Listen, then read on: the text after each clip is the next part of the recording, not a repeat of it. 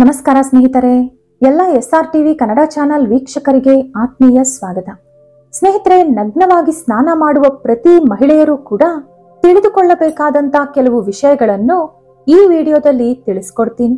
ಅದರ ಜೊತೆ ನಿಜವಾದ ಸ್ನಾನ ಅಂದರೆ ಯಾವುದು, ಗಂಗೆ ನಿಜವಾಗಲೂ ನಮ್ಮ ಪಾಪಗಳನ್ನು ಹರಿಸುತ್ತಾಳಾ ಎಂದು ಕೂಡ ಈ ವಿಡಿಯೋದಲ್ಲಿ ನಾವು ತಿಳಿದುಕೊಳ್ಳೋಣ. ಇದು ಸ್ವತಃ ಪರಮೇಶ್ವರ ಪಾರ್ವತಿ ದೇವಿಗೆ ಹೇಳಿದಂತಹ ವಿಷಯಗಳು. ಈ ವಿಡಿಯೋ ಶುರು ಮಾಡೋಕ್ಕೂ ಮುಂಚೆ ನೀವಿನ್ನೂ ನಮ್ಮ ಚಾನೆಲ್ ಅನ್ನು ಸಬ್ಸ್ಕ್ರೈಬ್ ಮಾಡ್ಕೊಂಡಿಲ್ಲ ಅಂದ್ರೆ ಖಂಡಿತ ಈಗಲೇ ಸಬ್ಸ್ಕ್ರೈಬ್ ಮಾಡ್ಕೊಳ್ಳಿ. ಹಾಗೆ ಈ ವಿಡಿಯೋ ಇಷ್ಟ ಆದ್ರೆ ಮರೀದೆ ಒಂದು ಲೈಕ್ ಕೊಡಿ. ಸ್ನೇಹಿತರೆ, ಒಂದು ಸಾರಿ ಪರಮೇಶ್ವರ ಪಾರ್ವತಿ ದೇವಿಯೊಂದಿಗೆ ಹರಿದ್ವಾರ್ನಲ್ಲಿ ಸಂಚರಿಸುತ್ತಿದ್ದರು. ಆ ಸಮಯದಲ್ಲಿ ಅಲ್ಲಿ ಗಂಗಾ ನದಿಯೊಳಗೆ ಸ್ನಾನ ಮಾಡುತ್ತಿದ್ದ ಭಕ್ತರೆಲ್ಲರೂ ಹರಹರ ಗಂಗೆ ಅನ್ನುತ್ತಿದ್ದರು. ಅವರೆಲ್ಲರೊಳಗೂ ಒಂದೊಂದು ದುಃಖ, ಬಾಧೆ, ನೋವು ಇತ್ತು.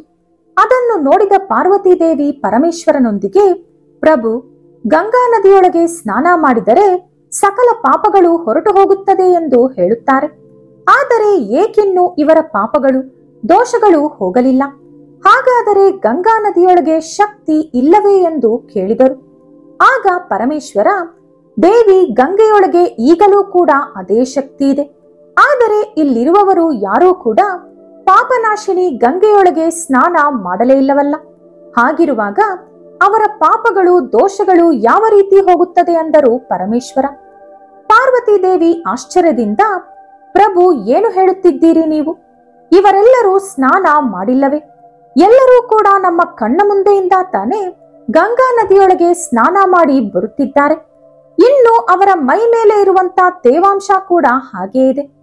ಅದಕ್ಕೆ ಶಿವ, ದೇವಿ, ಇವರು ಕೇವಲ ನೀರಿನೊಳಗೆ ಮುಳುಗಿ ಮಾತ್ರವೇ ಎದ್ದು ಬರುತ್ತಿದ್ದಾರೆ. ನಿಜವಾದ ಸ್ನಾನ ಅಂದರೆ ಏನೆಂದು ನಿನಗೆ ನಾಳೆ ತೋರಿಸುತ್ತೇನೆ ಅಂದರು ಶಿವ. ಮಾರನೆಯ ದಿನ ಇದ್ದಕ್ಕಿದ್ದಂತೆ ಭಾರೀ ಮಳೆ ಶುರುವಾಯಿತು. 4 ದಿಕ್ಕುಗಳು ಕೂಡ ಮಳೆ ನೀರಿನಿಂದ ತುಂಬಿ ಹೋಯಿತು. ಭೂಮಿಯ ಮೇಲೆ ಅಲ್ಲಲ್ಲಿ ಹಳ್ಳಗಳು ಕೂಡ ಬಿದ್ದವು. ಆ ಸಮಯದಲ್ಲಿ ಒಬ್ಬ ವೃದ್ಧನ ವೇಷ ಧರಿಸಿದ ಪರಮೇಶ್ವರ ಬೇಕಂತಲೇ ಒಂದು ಹಳ್ಳದೊಳಗೆ ಬಿದ್ದು ಹೋದರು. ಅವರ ಪಕ್ಕದಲ್ಲಿ ಎಷ್ಟೋ ಜನರು ಓಡಾಡುತ್ತಿದ್ದರು. ಆದರೆ ಯಾರಿಗೂ ಕೂಡ ಆ ಹಳ್ಳದಲ್ಲಿ ಬಿದ್ದಿದ್ದಂತ ವೃದ್ಧನನ್ನು ಮೇಲೆತ್ತಬೇಕು ಎಂಬ ಆಲೋಚನೆ ಬರಲಿಲ್ಲ. ಪರಮೇಶ್ವರ ಪಾರ್ವತಿಗೆ ಹೇಳಿದರು, ದೇವಿ, ನೀನು ಸುಂದರವಾದ ಒಂದು ಮಹಿಳೆಯ ವೇಷದಲ್ಲಿ ಈ ಹಳ್ಳದ ಪಕ್ಕ ಬಂದು ಕುಳಿತುಕೊಂಡು ನನ್ನ ಗಂಡನನ್ನು ಕಾಪಾಡಿ ಎಂದು ಜನರನ್ನು ಕರೆದು ನೋಡು. ಒಂದು ವೇಳೆ ನಿನ್ನ ಕಣ್ಣೀರಿಗೆ ಕರಗಿ ಯಾರಾದರೂ ನನ್ನನ್ನು ಕಾಪಾಡಲು ಮುಂದೆ ಬಂದರೆ ಅವರೊಂದಿಗೆ, ನನ್ನ ಗಂಡ ಇದುವರೆಗೂ ಯಾವ ಪಾಪವನ್ನು ಕೂಡ ಮಾಡಿಲ್ಲ, ನನ್ನ ಗಂಡನನ್ನು ಕಾಪಾಡುವವರು ಕೂಡ ಯಾವ ಪಾಪವನ್ನು ಮಾಡಿರಬಾರದು. ಒಂದು ವೇಳೆ ನೀವು ಪಾಪ ಮಾಡಿ ನನ್ನ ಗಂಡನನ್ನು ಮುಟ್ಟಿದರೆ ಆ ಕೂಡಲೇ ಭಸ್ಮವಾಗುತ್ತೀರಿ ಎಂದು ಹೇಳುವಂದರು. ಪಾರ್ವತಿ ದೇವಿ ಅದೇ ರೀತಿ ಸುಂದರವಾದ ಒಂದು ಮಹಿಳೆಯ ರೂಪದಲ್ಲಿ ಆ ಹಳ್ಳದ ಹತ್ತಿರ ಬಂದು ಕುಳಿತುಕೊಂಡಳು. ಅಯ್ಯಯ್ಯೋ, ನನ್ನ ಗಂಡ ಹಳ್ಳದಲ್ಲಿ ಬಿದ್ದು ಹೋಗಿದ್ದಾರೆ, ಯಾರಾದರೂ ಕಾಪಾಡಿ ಎಂದು ಗೋಳಾಟ ಶುರು ಮಾಡಿದರು. ಆಕೆ ಗಂಗಾ ನದಿಗೆ ಹೋಗುವವರನ್ನು, ಸ್ನಾನ ಮಾಡಿ ಬರುವವರನ್ನು ನನ್ನ ಗಂಡನನ್ನು ಕಾಪಾಡಿ ಎಂದು ಕೇಳುತ್ತಿದ್ದರು. ಕೆಲವರು ಆಕೆಯನ್ನು ನೋಡದ ಹಾಗೆ ಹೊರಟು ಬಿಟ್ಟರು. ಇನ್ನು ಕೆಲವರು ಇಷ್ಟೊಂದು ಸುಂದರವಾದ ಮಹಿಳೆ ಒಬ್ಬಳೇ ಕುಳಿತಿದ್ದಾಳೆ ಎಂದು ಕೆಟ್ಟ ಆಲೋಚನೆ ಕೂಡ ಮಾಡಿದರು. ಕೆಲವರಾದರೆ ನೇರವಾಗಿ ಆಕೆಯ ಹತ್ತಿರ ಬಂದು, ನೀನು ನೋಡಲು ಎಷ್ಟೊಂದು ಸುಂದರವಾಗಿರುವೆ, ಇನ್ನು ಯುವತಿ, ನಿನ್ನ ಗಂಡ ಒಬ್ಬ ವೃದ್ಧ, ಈ ಚಿಕ್ಕ ವಯಸ್ಸಿನಲ್ಲಿ ಅವನೊಂದಿಗೆ ಎಂಥ ಸುಖ ಸಿಗುತ್ತದೆ, ಇದು ದೇವರು ನಿನಗೆ ಕೊಟ್ಟಂತ ಅವಕಾಶ, ಅವನು ಆ ಹಳ್ಳದೊಳಗೆ ಬಿದ್ದು ಸಾಯಲಿ, ನೀನು ನನ್ನ ಜೊತೆ ಬಂದು ಬಿಡು ಎಂದು ಕೂಡ ಕರೆದರು. ಅಷ್ಟರಲ್ಲಿ ಒಬ್ಬ ಪುಣ್ಯಾತ್ಮ ಅಲ್ಲಿಗೆ ಬಂದು, ಯಾಕಮ್ಮ ಇಷ್ಟೊಂದು ಅಳುತ್ತಿದ್ದೀಯಾ ಎಂದು ಕೇಳಿ ಪಕ್ಕದಲ್ಲಿರುವ ಹಳ್ಳದೊಳಗೆ ನೋಡಿದ. ನನ್ನ ಗಂಡನನ್ನು ಕಾಪಾಡಿ ಅಂದಳು ಪಾರ್ವತಿ. ಸರಿ ಎಂದು ಆ ವ್ಯಕ್ತಿ ಶಿವನನ್ನು ಮೇಲೆತ್ತಲು ಹೋದಾಗ, ನನ್ನ ಗಂಡ ಇದುವರೆಗೂ ಒಂದು ಪಾಪವನ್ನು ಕೂಡ ಮಾಡಿಲ್ಲ, ನೀವು ಕೂಡ ಒಂದು ಪಾಪವನ್ನು ಮಾಡದೇ ಇದ್ದರೆ ಮಾತ್ರ ನನ್ನ ಗಂಡನನ್ನು ಮುಟ್ಟಿ, ಪಾಪ ಮಾಡಿದವರು ನನ್ನ ಗಂಡನನ್ನು ಮುಟ್ಟಿದರೆ ಕೂಡಲೇ ಭಸ್ಮವಾಗುತ್ತಾರೆ ಅಂದಳು ಪಾರ್ವತಿ. ಆ ಮಾತನ್ನು ಕೇಳಿದ ಆ ವ್ಯಕ್ತಿ ಕೂಡ ಹಿಂದೆ ಸರಿದ. ಅವನು ಮನಸ್ಸಿನಲ್ಲಿ, ನಾನು ಈಗಲೇ ತಾನೇ ಗಂಗೆಯಲ್ಲಿ ಮುಳುಗಿ ಬಂದೆ, ಅಂದರೆ ನನ್ನ ಪಾಪಗಳು ಕೂಡ ಹೋಗಿರಬಹುದು. ಪಾಪ ಆ ತಾತನನ್ನು ಕಾಪಾಡೋಣ ಅಂದುಕೊಂಡ. ಆದರೆ ಮರುಕ್ಷಣ ಅಯ್ಯೋ, ಇದು ಕಲಿಯುಗ, ಇಲ್ಲಿ ಗಂಗೆಗೂ ಕೂಡ ಪಾಪ ಅಂಟಿರುತ್ತದೆ. ಮನುಷ್ಯರು ಮಾಡಿರುವ ಪಾಪಗಳು ಯಾವ ಗಂಗೆಯೊಳಗೆ ಬಿದ್ದರೂ ಹೋಗುವುದಿಲ್ಲ.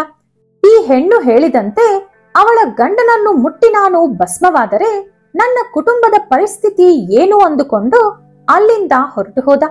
ಅದರ ನಂತರ ಎಷ್ಟೋ ಜನರು ಆ ದಾರಿಯಲ್ಲಿ ಬಂದರೂ ಹೋದರು. ಕೆಲವರು ಪಾರ್ವತಿಯ ಮೇಲೆ ಕಣ್ಣು ಹಾಕಿದರು, ಕೆಲವರು ಇಲ್ಲಿಂದ ಹೊರಟು ಹೋಗು ಎಂದು ಬುದ್ಧಿ ಹೇಳಿದರು, ಕೆಲವರು ನೋಡು ನೋಡದಂತೆ ಹೊರಟು ಹೋದರು, ಕೆಲವರು ಮುಟ್ಟಿದರೆ ಭಸ್ಮ ಆಗುತ್ತೀರಿ ಎಂಬ ಮಾತು ಕೇಳಿ ಹಿಂದೆ ಸರಿದರು. ಇದೇ ರೀತಿ ತುಂಬಾ ಹೊತ್ತು ಕಳೆದು ಹೋಯಿತು. ಕೊನೆಗೆ ಸಂಜೆಯೂ ಆಯಿತು. ಪರಮೇಶ್ವರ ಪಾರ್ವತಿಯೊಂದಿಗೆ, ದೇವಿ ನೋಡಿದೆಯ, ಯಾವೊಬ್ಬ ಮನುಷ್ಯ ಕೂಡ ಪವಿತ್ರವಾದ ಮನಸ್ಸಿನಿಂದ ಗಂಗೆಯನ್ನು ನಂಬಿ ಸ್ನಾನ ಮಾಡುತ್ತಿಲ್ಲ ಎಂದು ಹೇಳುತ್ತಿದ್ದರು. ಅಷ್ಟರಲ್ಲಿ ಒಬ್ಬ ಯುವಕ ಗಂಗೆಯಲ್ಲಿ ಸ್ನಾನ ಮಾಡಿ ಹರಹರ ಗಂಗೆ ಹರಹರ ಗಂಗೆ ಅನ್ನುತ್ತಾ ಬರುತ್ತಿದ್ದ. ಪಾರ್ವತಿ ದೇವಿ ಅವನೊಂದಿಗೆ, ದಯವಿಟ್ಟು ನನ್ನ ಪತಿಯನ್ನು ಕಾಪಾಡು ಅಂದಳು. ಅವನಿಗೆ ಪಾಪ ಅನಿಸಿತು. ಶಿವನನ್ನು ಹಳ್ಳದೊಳಗಿನಿಂದ ಮೇಲೆತ್ತಲು ಹೋದ. ಅವನನ್ನು ತಡೆದ ಪಾರ್ವತಿ, ನೋಡಪ್ಪ, ನೀನು ಪಾಪ ಮಾಡಿ ನನ್ನ ಗಂಡನನ್ನು ಮುಟ್ಟಿದರೆ ನೀನು ಭಸ್ಮವಾಗುತ್ತೀಯ. ಇದು ದೇವರು ನನ್ನ ಗಂಡನಿಗೆ ಕೊಟ್ಟಂತ ವರ. ನೀನು ಒಂದು ಪಾಪವೂ ಮಾಡಿಲ್ಲ ಅಂದಾಗ ಮಾತ್ರ ನನ್ನ ಗಂಡನನ್ನು ಮುಟ್ಟು ಅಂದಳು. ಅಮ್ಮ, ನಾನು ತಿಳಿದು ಯಾವ ಪಾಪವೂ ಮಾಡಿಲ್ಲ. ತಿಳಿಯದೆ ಯಾವ ಪಾಪವನ್ನಾದರೂ ಮಾಡಿದ್ದರೆ ಈಗಲೇ ಗಂಗೆಯಲ್ಲಿ ಮುಳುಗಿ ಬರುತ್ತಿದ್ದೇನೆ. ಗಂಗೆ ಪಾಪನಾಶಿನಿ, ಅಂದರೆ ನಾನು ಮಾಡಿರುವ ಪಾಪಗಳನ್ನೆಲ್ಲ ತೊಳೆದಿರುತ್ತಾಳೆ. ಹಾಗಿರುವಾಗ ನನ್ನ ಮೈಯಲ್ಲಿ ಯಾವ ಪಾಪವೂ ಇಲ್ಲ. ನೀನು ನನ್ನ ಬಗ್ಗೆ ಚಿಂತಿಸಬೇಡ ಎಂದು ಹೇಳಿ ಹಳ್ಳದೊಳಗಿನಿಂದ ಪರಮೇಶ್ವರನನ್ನು ಮೇಲೆತ್ತಿದ. ಆಗ ಪಾರ್ವತಿ ಪರಮೇಶ್ವರರು ಆ ಯುವಕನಿಗೆ ನಿಜರೂಪ ದರ್ಶನ ತೋರಿ ಅಲ್ಲಿಂದ ಮಾಯವಾದರು. ಪರಮೇಶ್ವರ ಪಾರ್ವತಿಯೊಂದಿಗೆ, ದೇವಿ, ನೀನೇ ನೋಡಿದೆ ತಾನೆ, ಅಷ್ಟೊಂದು ಜನ ಮನುಷ್ಯರಲ್ಲಿ ಆ ಒಬ್ಬ ಯುವಕ ಮಾತ್ರವೇ ನಿಜವಾಗಿ ಗಂಗಾ ಸ್ನಾನ ಮಾಡಿದವನು. ಶ್ರದ್ಧಾ, ಭಕ್ತಿ, ವಿಶ್ವಾಸ, ನಂಬಿಕೆ, ಗೌರವ ಇಲ್ಲದೆ ಕಾಟಾಚಾರದಿಂದ ಯಾವ ಕೆಲಸ ಮಾಡಿದರೂ ಅದು ಫಲ ಕೊಡುವುದಿಲ್ಲ. ಕಾಟಾಚಾರದಿಂದ ಸ್ನಾನ ಮಾಡಿದರೆ ದೇಹದ ಮೇಲಿರುವ ಕೊಳೆ ಹೋಗುತ್ತದೆ ಹೊರತು ದೇಹದ ಒಳಗಿರುವ ಕೊಳೆ ಅಂದರೆ ಪಾಪಗಳು ಹೋಗುವುದಿಲ್ಲ. ಗಂಗಾ ಸ್ನಾನ ಮಾಡಿದ ಫಲ ಸಿಗುವುದಿಲ್ಲ. ಎಷ್ಟು ದೂರದಿಂದ ಬಂದು ಗಂಗಾ ಸ್ನಾನ ಮಾಡಿದರೂ ಕೂಡ ಅದು ಬರೀ ವ್ಯರ್ಥ ಮಾತ್ರ. ಶ್ರದ್ಧಾ ಭಕ್ತಿಯಿಂದ ಸ್ನಾನ ಮಾಡಿದರೆ ತುಂಬಾ ಫಲ ಸಿಗುತ್ತದೆ. ಅವರಿಗೆ ಎಷ್ಟೋ ಪುಣ್ಯ ಬರುತ್ತದೆ. ದೇವಿ, ಈಗ ಮಹಿಳೆಯರಿಗೆ ಸಂಬಂಧಪಟ್ಟ ಕೆಲವು ರಹಸ್ಯಗಳನ್ನು ನಿನಗೆ ಹೇಳುತ್ತೇನೆ ಕೇಳು. ಧರ್ಮಶಾಸ್ತ್ರಗಳಲ್ಲಿ ಅನೇಕ ನಿಯಮಗಳನ್ನು ಹೇಳಲಾಗಿದೆ. ಅದರಲ್ಲಿ ಸ್ನಾನದ ಬಗ್ಗೆಯೂ ಕೆಲವು ನಿಯಮಗಳಿವೆ. ಯಾವ ವ್ಯಕ್ತಿ ಶಾಸ್ತ್ರಗಳಲ್ಲಿ ಹೇಳಲಾದ ನಿಯಮಗಳನ್ನು ಅನುಸರಿಸುತ್ತಾರೋ ಅವರ ಮನೆಯಲ್ಲಿ ಧನ ಸಮೃದ್ಧಿಯಾಗಿರುತ್ತದೆ. ಅವರ ಕುಟುಂಬದಲ್ಲಿ ಸಂತೋಷ ಇರುತ್ತದೆ. ಹಣ, ಸಂಪತ್ತು ಅವರ ಮನೆಯನ್ನು ಹುಡುಕಿಕೊಂಡು ಬರುತ್ತದೆ. ಅಂತವರನ್ನು ನೋಡಿದರೆ ಲಕ್ಷ್ಮೀ ದೇವಿ ತುಂಬಾ ಇಷ್ಟಪಡುತ್ತಾಳೆ. ದೇವಿ, ನಮ್ಮ ಶಾಸ್ತ್ರಗಳಲ್ಲಿ ಅನೇಕ ವಿಷಯಗಳಿವೆ. ನಿರ್ವಸ್ತ್ರವಾಗಿ ಅಂದರೆ ನಗ್ನವಾಗಿ ಸ್ನಾನ ಮಾಡುವುದು ಶ್ರೀಕೃಷ್ಣನ ಕಥೆಯೊಂದಿಗೆ ಸಂಬಂಧಪಟ್ಟಿದೆ. ಒಂದು ಬಾರಿ ಗೋಪಿಕೆಯರು ನಿರ್ವಸ್ತ್ರವಾಗಿ ಸರೋವರದೊಳಗೆ ಸ್ನಾನ ಮಾಡುತ್ತಿದ್ದರು. ಆಗ ಬಂಡೆಯ ಮೇಲೆ ಇಟ್ಟಿದ್ದಂತ ಅವರ ವಸ್ತ್ರಗಳನ್ನು ಶ್ರೀಕೃಷ್ಣ ಕದ್ದು ಮರದ ಮೇಲೆ ಬಚ್ಚಿಟ್ಟರು. ಗೋಪಿಕೆಯರು ತುಂಬಾ ಹೊತ್ತು ಬೇಲಾಡಿದ ನಂತರ ಶ್ರೀಕೃಷ್ಣ ಅವರ ವಸ್ತ್ರಗಳನ್ನು ಹಿಂದಿರುಗಿಸಿದರು. ಬಳಿಕ ಸರೋವರದಿಂದ ಹೊರಬಂದ ಗೋಪಿಕೆಯರು, ನೀನು ಮಾಡಿದ್ದು ತಪ್ಪಲ್ಲವೇ ಎಂದು ಕೃಷ್ಣನನ್ನು ನಿಂದಿಸಿದರು. ಆಗ ಶ್ರೀಕೃಷ್ಣ, ಗೋಪಿಕೆಯರೇ, ಯಾವಾಗಲೂ ಕೂಡ ನಿರ್ವಸ್ತ್ರವಾಗಿ ಸ್ನಾನ ಮಾಡಬಾರದು. ಇದರಿಂದ ಜಲದೇವರಾದ ವರುಣನನ್ನು ನೀವು ಅವಮಾನಿಸಿದಂತಾಗುತ್ತದೆ. ಅವರ ಆಗ್ರಹಕ್ಕೆ ಗುರಿಯಾಗುತ್ತೀರಿ. ಇನ್ನು ಮನೆಯೊಳಗೆ ಸ್ನಾನ ಮಾಡುವವರು ಕೂಡ ನಗ್ನವಾಗಿ ಸ್ನಾನ ಮಾಡಬಾರದು. ಏಕೆಂದರೆ ನಿಮಗೆ ಕಾಣಿಸುವ ಪ್ರತಿ ನೀರಿನಲ್ಲೂ ವರುಣ ಇರುತ್ತಾನೆ. ಕೇವಲ ನದಿ, ಸರೋವರ, ಸಮುದ್ರದಲ್ಲಿ ಮಾತ್ರ ವರುಣ ಇರುತ್ತಾನೆ ಅಂದುಕೊಂಡರೆ ಅದು ತಪ್ಪು. ಹಾಗಾಗಿ ಎಲ್ಲಿ ಸ್ನಾನ ಮಾಡಿದರೂ ಮೈ ಮೇಲೆ ತುಂಡು ಬಟ್ಟೆಯಾದರೂ ಹಾಕಿಕೊಂಡು ಸ್ನಾನ ಮಾಡಬೇಕು. ನಗ್ನವಾಗಿ ಸ್ನಾನ ಮಾಡಿದರೆ ಪಾಪ ತಗುಲುತ್ತದೆ. ಆರ್ಥಿಕ ಸಮಸ್ಯೆಗಳು ತಲೆ ಎತ್ತುತ್ತವೆ. ನಗ್ನವಾಗಿ ಸ್ನಾನ ಮಾಡುವವರ ದೇಹದೊಳಗೆ ನಕಾರಾತ್ಮಕ ಶಕ್ತಿ ಸುಲಭವಾಗಿ ಪ್ರವೇಶಿಸುತ್ತದೆ. ಇದರಿಂದ ಅವರ ಮಾನಸಿಕ ಪರಿಸ್ಥಿತಿ ನಕಾರಾತ್ಮಕತೆಯಿಂದ ತುಂಬಿಕೊಳ್ಳುತ್ತದೆ. ಅವರು ಮಾಡುವ ಪ್ರತಿ ಆಲೋಚನೆ ಕೆಟ್ಟದಾಗಿರುತ್ತದೆ. ಅವರು ನಡೆದುಕೊಳ್ಳುವ ರೀತಿ ಕೂಡ ಇತರರಿಗೆ ಕೋಪ, ಅಸಹ್ಯ ಉಂಟು ಮಾಡುವಂತಿರುತ್ತದೆ. ನಗ್ನವಾಗಿ ಸ್ನಾನ ಮಾಡುವವರ ದೇಹದೊಳಗಿರುವಂತಹ ಸಕಾರಾತ್ಮಕ ಶಕ್ತಿ ಅವರನ್ನು ಬಿಟ್ಟು ಹೊರಟು ಹೋಗುತ್ತದೆ.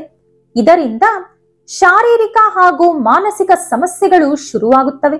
ಗರುಡ ಪುರಾಣದ ಪ್ರಕಾರ ಮೃತಪಟ್ಟ ನಿಮ್ಮ ಬಂಧು ಮಿತ್ರರು, ಕುಟುಂಬಸ್ಥರು ಹಾಗೂ ಪಿತೃದೇವತೆಗಳು ಕೆಲವು ಸಂದರ್ಭಗಳಲ್ಲಿ ನಿಮ್ಮ ಸುತ್ತಲೇ ಸುತ್ತುತ್ತಿರುತ್ತಾರೆ.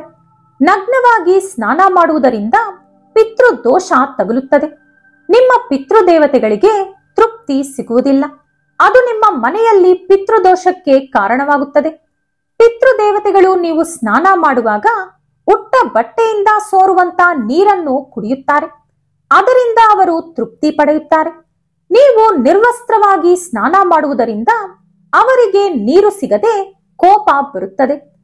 ಅವರ ಆಗ್ರಹದಿಂದ ಆ ವ್ಯಕ್ತಿ ತುಂಬಾ ಕಷ್ಟಗಳನ್ನು, ನಷ್ಟಗಳನ್ನು, ನೋವುಗಳನ್ನು ಅನುಭವಿಸಬೇಕಾಗುತ್ತದೆ. ಪುರಾಣಗಳ ಪ್ರಕಾರ ಸ್ನಾನ ಮಾಡಿದ ನೀರು ಪಿತೃದೇವತೆಗಳಿಗೆ ಸಮರ್ಪಣೆಯಾಗುತ್ತದೆ. ನೀವು ನಿಮ್ಮ ಪಿತೃದೇವತೆಗಳ ಮುಂದೆ ನಗ್ನವಾಗಿ ಸ್ನಾನ ಮಾಡುವುದರಿಂದ ಅವರ ಶಾಪದ ಜೊತೆ ಲಕ್ಷ್ಮೀ ದೇವಿಯ ಕೋಪವನ್ನು ಕೂಡ ಎದುರಿಸಬೇಕಾಗುತ್ತದೆ. ಇದರ ಕಾರಣದಿಂದ ನಿಮ್ಮ ಜಾತಕ ಚಕ್ರದಲ್ಲಿರುವಂತಹ ಧನ ಯೋಗ್ಯತೆಯನ್ನು ನೀವು ಕಳೆದುಕೊಳ್ಳುತ್ತೀರಿ, ಕಷ್ಟಗಳ ಪಾಲಾಗುತ್ತೀರಿ. ಈ ಕಾರಣಗಳಿಂದ ನೀವು ನಗ್ನವಾಗಿ ಸ್ನಾನ ಮಾಡಬೇಡಿ ಎಂದು ಶ್ರೀಕೃಷ್ಣ ಪರಮಾತ್ಮರು ಗೋಪಿಕೆಯರಿಗೆ ಸಲಹೆ ಕೊಟ್ಟರು. ಈ ವಿಡಿಯೋ ನಿಮಗೆ ಇಷ್ಟವಾದರೆ ಲೈಕ್ ಮಾಡಿ, ಶೇರ್ ಮಾಡಿ. ಇಂಥ ಹೆಚ್ಚಿನ ಉತ್ತಮ ಮಾಹಿತಿಗಳಿಗಾಗಿ ತಪ್ಪದೇ ನಮ್ಮ ಚಾನೆಲ್ ಅನ್ನು ಸಬ್ಸ್ಕ್ರೈಬ್ ಮಾಡಿಕೊಳ್ಳಿ. ನಾಳೆ ಮತ್ತೊಂದು ವಿಡಿಯೋದೊಂದಿಗೆ ಪುನಃ ಭೇಟಿಯಾಗೋಣ. ಧನ್ಯವಾದಗಳು.